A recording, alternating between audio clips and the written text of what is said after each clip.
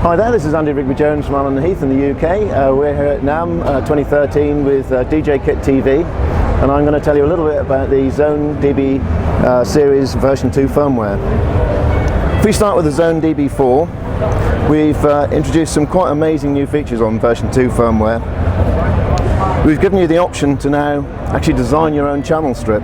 Before, the original one was fixed effects for pre-fade, which was a fairly safe way of doing it, but it did tend to limit the creative elements. So we've unlocked a lot of power with this, and I'll just show you what you can do with it. If you hit the select button and menu together, we open up the channel configurator. So we can now position the effects unit. Currently with post-fader, we can change that to pre-fader.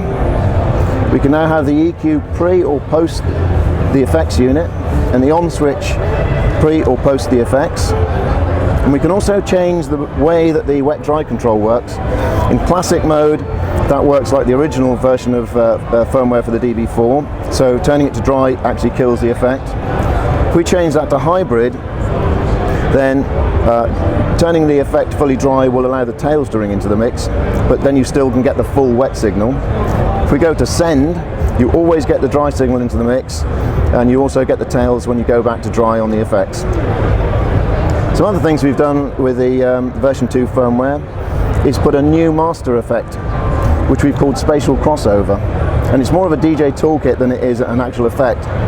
What it does is split the main mix into 2 frequency bands.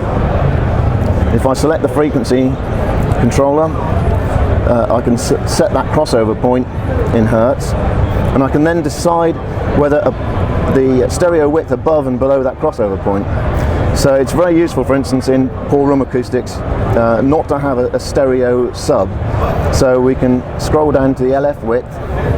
We can either wind that out to stereo, or we can wind that into mono. Very good tool for dealing with poor acoustics. We can also change the slope on that from 6 to 24 dB per octaves. Some other things we've done on version 2 firmware, a lot of people have been asking for, is Midi Setup. So the DBs can now actually generate Midi clocks, and we can adjust the tempo on that. So if you've got a DAW, you can control the tempo of that, and turn that on or off. And you can also change the channel. Quite a lot of people wanted to use multiple DBs together. It's very difficult if they're all sending on MIDI channel 16, so you can now change that.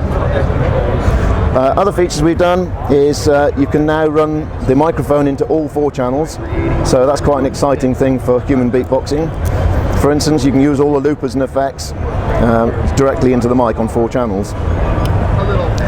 Then finally, we have a thing which we called X-Link pairing. And this X-Link is actually paired. You do it in the main menu. This is paired to the DB4. And what that does is expand upon the loop control. So I can now remotely control all the loopers from my K2, turn the loopers on and off in the normal way. But we have a new mode as well, which is called slip roll. So that every time I hit a loop time, we will jump back into the main mix.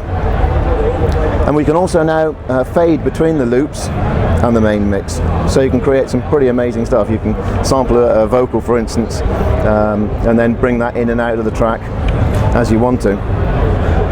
The buttons down here will then give you instantaneous loop divisions. So quite an exciting an addition to the Xone DB4 loop control. Because you can daisy chain the K2s, you can add another K2 to there, and you can use that exclusively for MIDI.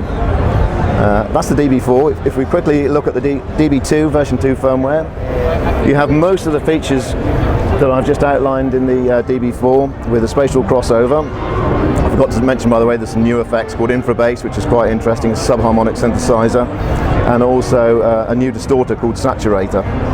But the key thing with the DB2, and I think it's about the only DJ mix that will do this now, is we can cascade the effects unit.